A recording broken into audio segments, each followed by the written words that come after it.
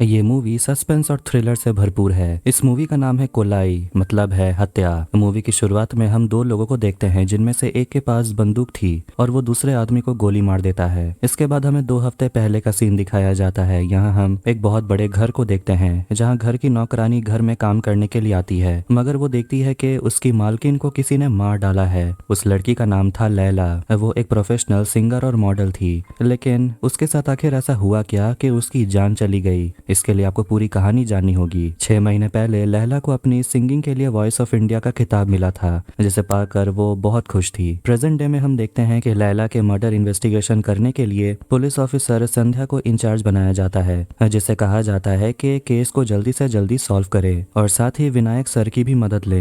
Vinayak police department का सबसे best detective officer है और आज तक उसने जितने भी केस लिए हैं उसने उसे सॉल्व किया भी है। इसके बाद संध्या विनायक सर से मिलने के लिए जाती है और उनसे इस केस को सॉल्व करने के लिए मदद मांगती है, लेकिन विनायक मना कर देता है और कहता है कि मैंने ये सब काम छोड़ दिया, अब मुझसे ये सब नहीं होगा। इसके बाद वो दोनों हॉस्पिटल चले जाते हैं, जहां हमें पता चलता है कि विनायक की बेटी अम्मू हॉस्पिटल में एडमिट है, क्योंकि अम्मू एक कार एक्सीडेंट में बहुत बुरी तरह घायल हो गई थी और उसकी हालत ऐसी हो गई है कि अब वो जिंदा बच पाएगी कि नहीं इसकी कोई गारंटी नहीं है। विनायक कहता है कि उस रात अम्मू टीवी पर वॉइस ऑफ इंडिया का फाइनल देखना चाहती थी, मगर मैंने ही उसे लेकर अपने साथ बाहर निकला, जिसके चलते ये हादसा हो गया। संध्या ये भी कहती है कि ये एक एक्सीडेंट है और इसमें आपकी कोई गलती नहीं है। लैला वॉइस ऑफ इंडिया की विनर है और अब उसका भी कत्ल हो चुका है, इसलिए संध्या के लिए उसे लैला की फाइल पढ़ने के लिए उन्हें कहती है। विनायक लैला की फाइल को पढ़ता है और उसे अपनी बेटी के साथ हुए हादसे के बारे में वो याद कर रहा था। देखते हैं कि विनायक अपनी बेटी अम्मू को लेकर एक लॉन्ग ड्राइव में जाता है। विनायक अपनी बेटी से कहता है कि तुम और बड़ी हो चुकी हो, अब तुम कॉलेज पढ़ाई करने के लिए बाहर चली जाओगी और उसके बाद तुम्हारा मेरे साथ बात करना कम हो जाएगा। अम्मू अपने पिता से बहुत गुस्सा थी, क्योंकि उसके पिता हर समय अपने काम के सिलसिले में बिजी ही रहते थे और कभी भी अपनी बेटी या फैमिली के साथ वक्त नहीं बिताते। तभी अचानक सामने से एक ट्रक आ जाती है और उनकी गाड़ी से टकरा जाती है, जिस कारण दोनों बुरी तरह घायल हो गए थे। फिर हम संध्या को देखते हैं। उसका इंचार्ज उससे पूछता है कि तुम्हें इस केस को जल्दी से जल्दी सॉल्व करना होगा। वो ये भी कहते हैं कि शहर में बहुत सारे लोफर गुंडे घूम रहे हैं, सभी को पकड़ो और इस केस को सॉल्व करो, लेकिन संध्या ऐसा करने से मना करती है। फिर वहाँ विनायक आ जाते हैं और कहते हैं कि वो इस केस को हैंडल करेगा। संध्या विनायक को बताती है कि लैला का गला घोट कर उसे मारा गया है और उसकी बॉडी को पोस्टमार्टम के लिए फिलहाल भेज दिया गया है। इसके बाद संध्या घर की नौकरानी मेघा से मिलती है और मेघा बताती है कि पिछले रात लैला तैयार होकर अपने बॉयफ्रेंड सतीश को मिलने के लिए जाने वाली थी। इसके बाद संध्या सतीश से मिलने के लिए जाती है और सतीश बताता है कि उसकी मुलाकात लैला से एक डिस्को बार में हुई, जहां वो गाना गा रहा था। सतीश लैला से अपने साथ काम करने के लिए राजी कर लेता है, क्योंकि सतीश जान गया था कि लैला वॉइस ऑफ इंडिया की विनर है और उसके साथ अगर वो काम करेगा तो वो भी सक्सेसफुल बन जाएगा।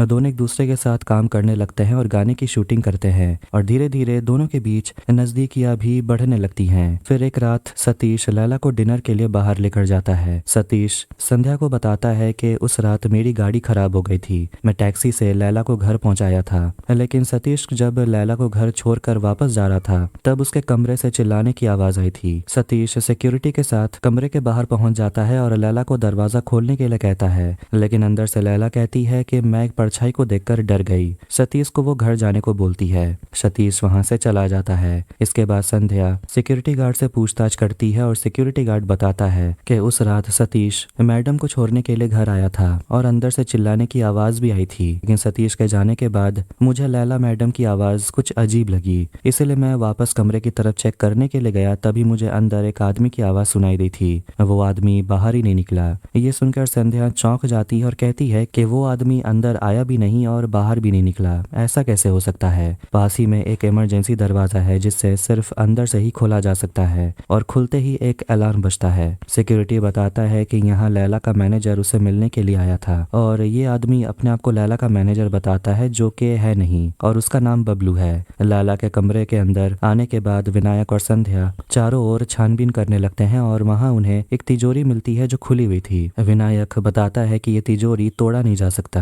बल्कि इसे किसी ने खोला है, और सामने एक अलमारी भी थी जो खुली हुई थी, जिसके अंदर बहुत सारी चाबी लगी हुई थी। ये देखकर विनायक समझ जाता है कि इस कमरे में एक नहीं बल्कि 2 आदमी थे। एक वो था जिसने लैला को मारा और एक वो है जिसने लैला को मरते हुए देखा। वो आदमी अलमारी के अंदर था और इसलिए उसने अलमारी को अंदर की तरफ से बंद करके रखा था ताकि कातिल को उसका पता न चल पाए। इसके बाद वहां घर पर नौकरानी मेघा आती है और विनायक को बताती है कि उस रात घर में कोई नहीं था। विनायक बबलू के बारे में पूछताछ करने लगते हैं और मेघा बताती है कि बबलू 10 दिन पहले ही यहाँ आया था और वो आते जाते रहता है। विनायक ये भी पूछता है कि यहाँ कुत्ता किसके पास है, क्योंकि कमरे में कुत्ते के खाने की चीजें पड़ी हुई थी। मेघा कहती है उस आदमी का नाम विनोद है जो लैला को पसंद करता था, मगर वो दिमागी तौर पर कमजोर था। इसके बाद वहां पर एक तस्वीर उन लोगों को दिखाई देती है जिससे अर्जुन ने खींचा था। अर्जुन वही आदमी है जिसने सतीश को पहली बार लैला से मिलवाया था। यहाँ हमें अर्जुन के बारे में पता चलता है कि वो फिल्म इंडस्ट्री का एक बहुत ही बड़ा फोटोग्राफर है और उसने लैला को मॉडलिंग सिखाई थी और दोनों के बीच इतनी जान पहचान हो गई कि अर्जुन ने एक बहुत बड़ी ज्वेलरी ब्रांड से लैला की डील करवाई थी, जिसके लिए लैला को मद्रास जाना पड़ा था। अर्जुन के स्टूडियो पहुंचने के बाद वहां संध्या को पता चलता है कि एक लड़की जिसका नाम प्रमीला है उसे अर्जुन ने गुस्से से मारने की कोशिश की है। इसके बाद लैला अर्जुन को धमकी देती है कि तुम्हारी वजह से प्रमीला हॉस्पिटल में एडमिट है और वो अर्जुन को ये भी कहती है कि वो बहुत बड़े पॉलिटिशियन की बेटी के साथ शादी करने वाला है और अपनी शादी को कैंसिल करने के लिए लैला अर्जुन को कहती है।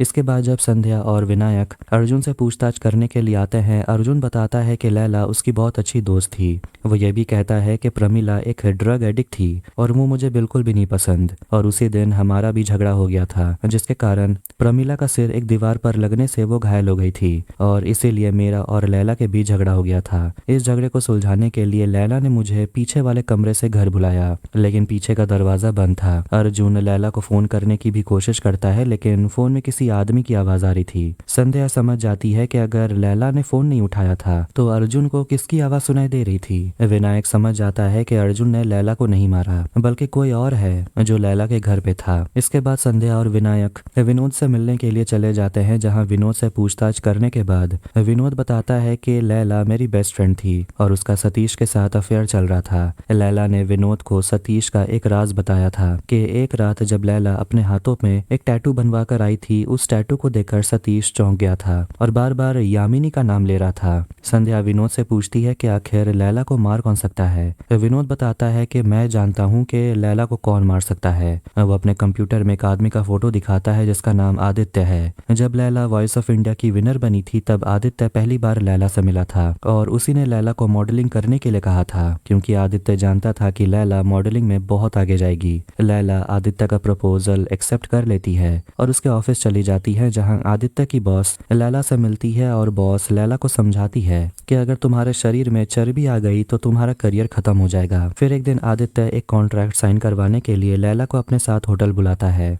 आदित्य लैला के साथ थोड़ा जबरदस्ती करने की कोशिश करता है और लैला थोड़ी अनकंफर्टेबल हो जाती है। वो बाथरूम में चली जाती है और बहुत ज्यादा वो घबरा चुकी थी। वो डिसाइड करती है कि उसे जो अच्छा लगेगा वो वही करेगी। वो बाहर आकर वो आदित्य का कॉन्ट्रैक्ट साइन करने से ठुकरा देती है और वहां से चली जाती है। विनायक से मिलने के लिए बलराम आता है और विनायक बलराम को लैला के केस के बारे में सारी जानकारी देता है। इसके बाद बलराम लैला के मर्डर केस की छानबीन करना शुरू करता है। इधर विनायक संध्या को बताता है कि वो आदित्य से मिलने के लिए मुंबई जा रहा है। इधर हम आदित्य के बारे में जान पाते हैं कि उसने अपने बॉस से कह दिया था कि लैला ने कॉन्ट्रैक्ट पर साइन कर दिया है, लेकिन ये बात जानने के बाद बॉस आदित्य को धमकी देती है कि अगर लैला ने इस कॉन्ट्रैक्ट को साइन नहीं किया तो मैं तुम्हारा जीना हराम कर दूंगी। इधर जब विनायक मुंबई पहुंचता है वो आदित्य से मिलने के लिए उसके ऑफिस चला जाता है। आदित्य बताता है कि 6 महीने पहले मेरी मुलाकात लैला से हुई थी जब वो वॉइस ऑफ इंडिया की विनर बनी थी और उसी दिन मैंने उसे मॉडलिंग करने के लिए कहा था। शुरुआत में लैला का करियर बहुत अच्छा चल रहा था और सभी की नजर लैला के ऊपर ही थी। इसी के सिलसिले में मैंने उसे कॉन्ट्रैक्ट साइन करवाने के लिए बुलाया था, लेकिन उस दिन लैला ने मना कर दिया और कहा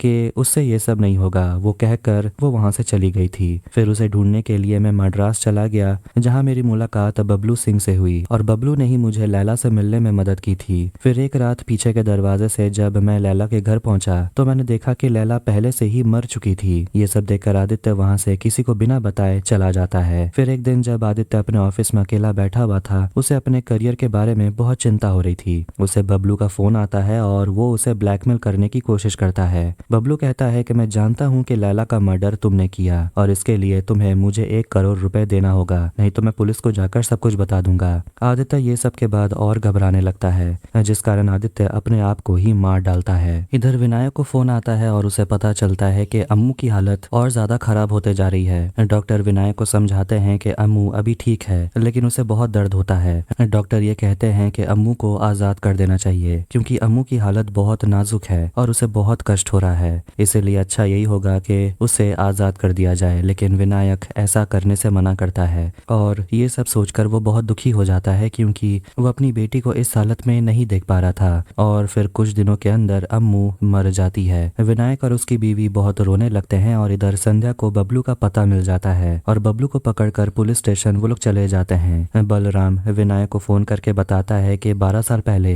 यामिनी नाम की लड़की का खून हुआ था, जिसके लिए उसे सेंट्रल लाइब्रेरी वो बुलाता है। लाइब्रेरी पहुंचने के बाद विनायक यामिनी के बारे में पता करता है। संध्या बबलू से पूछताछ करती है और बबलू बताता है कि आदित्य मद्रास आया था और मैंने ही उसकी मुलाकात लैला से करवाई थी। थोड़ी देर के बाद विनायक भी वहां पहुंच जाता है और बबलू को बताता है कि जिस रात लैला का मर्डर हुआ था उस रात लैला के कमरे की अलमारी के अंदर तुम ही थे। मैं जानता हूँ कि तुमने लैला का मर्डर नहीं किया, मगर तुमने लैला का मर्डर करते हुए देखा था। तभी वहां बबलू का वकील आ जाता है और उसे छुड़ा कर चला जाता है। इसके बाद संध्या विनायक से पूछती है कि बबलू बंद दरवाजे से अंदर कैसे जा सकता है। तभी हम विनायक के एक इमेजिनेशन में देखते हैं जहां हम ये देखते हैं कि बबलू जब उस रात लैला से मिलने के लिए आया था तब वो इमरजेंसी दरवाजे की घंटी में एक कागज लगा देता है, जिस कारण दरवाजा खोलते ही वो घंटी नहीं बजेगी। फिर बबलू बाहर चला जाता है और पीछे वाले इमरजेंसी दरवाजे से अंदर चला आता है और लैला के कमरे में घुस जाता है। थोड़ी देर के बाद बबलू को लैला और एक लड़के की आवाज सुनाई देने लगती है, जिस कारण बबलू अलमारी के अंदर अपने आप को लॉक कर लेता है। और उसी इमेजिनेशन में विनायक संध्या को बताता है कि अर्जुन और आदित्य में से ही कोई लैला को मारा होगा।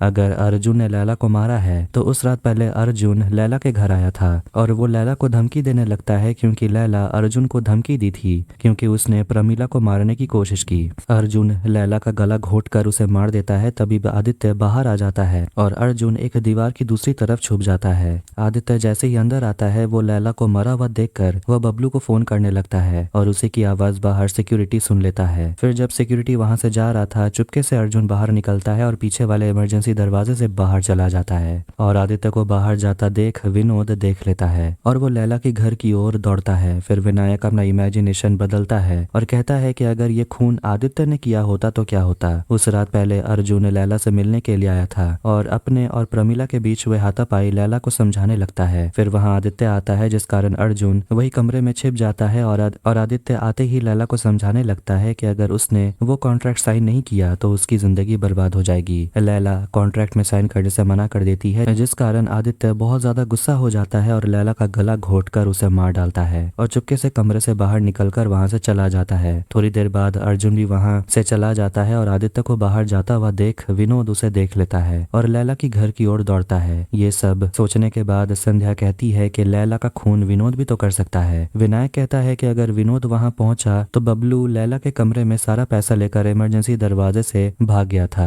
क्योंकि उसने घंटी के भीतर एक कागज लगा दिया था, जिस कारण वो घंटी नहीं बज सकता था। लेकिन ये सब हो जाने के बाद विनायक को एक बात सता रही थी कि आखिर ये यामिनी कौन है। छानबीन करने के बाद विनायक को पता चलता है कि यामिनी की मौत 12 साल पहले हो चुकी थी और यामिनी की मौत लैला की मौत से जुड़ी हुई है, मगर ये कैसे कनेक्टेड है इसी का पता लगाना है। इधर हम सतीश को देखते हैं जो संध्या और विनायक से मिलने के लिए आता है और उनसे परमिशन लेता है क्या वो लैला का घर जा सकता है, क्योंकि लैला ने उसे एक गिटार पिक गिफ्ट किया था और वही पिक उसे लेने के लिए जाना था। लेकिन विनायक इसके लिए मना कर देता है और कहता है केस सॉल्व हो जाने के बाद पिक तुम्हें मिल जाएगा। ये कहकर सतीश चला जाता है और बबलू एक आदमी को ब्लैकमेल करने के लिए फोन करता है। वो आदमी पैसे लेकर बबलू के पास पहुंच जाता है, लेकिन वो आदमी बबलू को ही मार देता है। लेकिन उस आदमी का चेहरा हम नहीं देख पाते कि वो कौन है और ऐसा लगता है कि यही आदमी लैला की मौत का कारण हो सकता है। इधर संध्या को पता चलता है कि सतीश ने लैला के घर में घुसने की कोशिश की।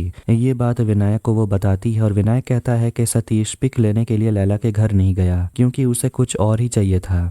विनायक फिर से लैला के घर चला जाता है और वहां जाकर सोचने लगता है कि वो क्या मिस कर रहा है। तभी उसे याद आता है कि सतीश ने कहा था कि उसे गिटार पिक चाहिए था। विनायक उस कमरे में ढूंढने लगता है और उसे पिक मिल जाता है और साथ में एक पेन ड्राइव भी मिल गया था। इधर हमें पता चलता है कि अर्जुन को भी किसी ने मार दिया है। पुलिस उसकी डेड बॉडी लेकर पोस्टमार्टम के लिए चली जाती है और वहाँ आईने में लिखा हुआ था आई डिड इट। इसका मतलब है अर्जुन ने अपने आप को ही मारा। पुलिस ऑफिसर केस को क्लोज कर देते हैं और बताया जाता है कि अर्जुन ने ही अपने आप को मारा। इसके बाद विनायक सतीश से मिलने के लिए उसके स्टूडियो चला जाता है, जहाँ सतीश को बताता है कि जिस रात तुम लैला को घर छोड़ने के लिए आए थे और लैला की चिल्लाने के बाद तुम वापस उसके दरवाजे की ओर दौड़े थे, उससे पहले ही लैला मर चुकी थी। विनायक बताता है कि सतीश ने पहले ही लैला की आवाज यूज करके उसके कमरे में रखा था ताकि सिक्योरिटी को लगे कि लैला अंदर ही है। सतीश पहले ही लैला को मार चुका था और उसके फोन से अर्जुन को पीछे वाले इमरजेंसी दरवाजे से अंदर आने के लिए मैसेज कर देता है, लेकिन जब तुम बाहर आए तो तुमने देखा कि इमरजेंसी दरवाजा पहले से ही खुला था। इसका मतलब ये है कि कोई तीसरा इंसान पहले से ही घर के अंदर था। उस इंसान को ढूंढने के लिए सतीश पुलिस स्टेशन गया था और उसे पता चला कि बबलू ही वो इंसान है। इसके बाद सतीश ने बबलू को भी मार दिया। सतीश को पता चला कि लैला और अर्जुन का झगड़ा चल रहा था, इसलिए अर्जुन को भी ड्रग ओवरडोज देकर उसे मार दिया गया। लेकिन यामिनी का खून लैला के मर्डर से कैसे जुड़ा है?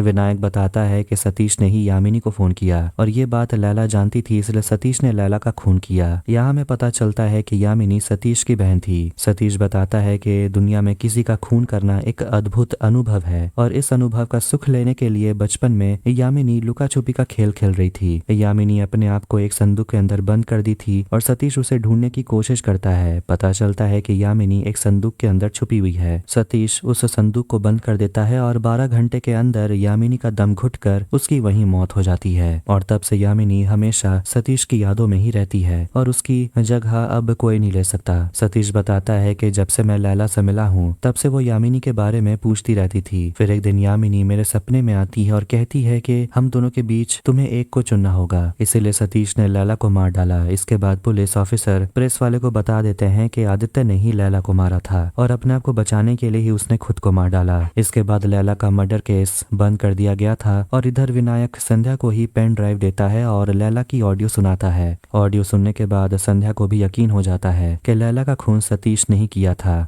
यही बात वो पुलिस ऑफिसर को बताने के लिए जाती है, लेकिन पुलिस ऑफिसर मना कर देते हैं। कहते हैं कि ये केस सॉल्व हो चुका है और इस पेन ड्राइव को बाहर जाकर फेंक दो। इसके बाद हम विनोद को देखते हैं। उसे भी पता चल गया था कि सतीश ने ही लैला का खून किया था। विनोद सतीश को फोन करता है और कहता है मैं जानता हूँ तुमने ही लैला का खून किया। वो उसे पास वाले गली में मिलने के लिए बुलाता है और ये वही सीन है जो हमने मूवी के शुरुआत में देखा। विनोद एक बंदूक लेकर आता है और सतीश को गोली मार देता है। विनोद लैला को बहुत चाहता था और उसी के मौत का बदला लेने के लिए उसने सतीश का खून कर दिया। अगले दिन पुलिस वहां पहुंच जाती है और सतीश की बॉडी को लेकर चली जाती है और किसी को भनक भी नहीं लगी थी कि विनोद सतीश का खून कर सकता है। और इसी के साथ ये फिल्म यहीं पर खत्म होती है। अगर आपको ये वीडियो पसंद आए तो वीडियो को लाइक करें, चैनल को सब्सक्राइब करें। मिलते हैं नेक्स्ट वीडियो में। Take care.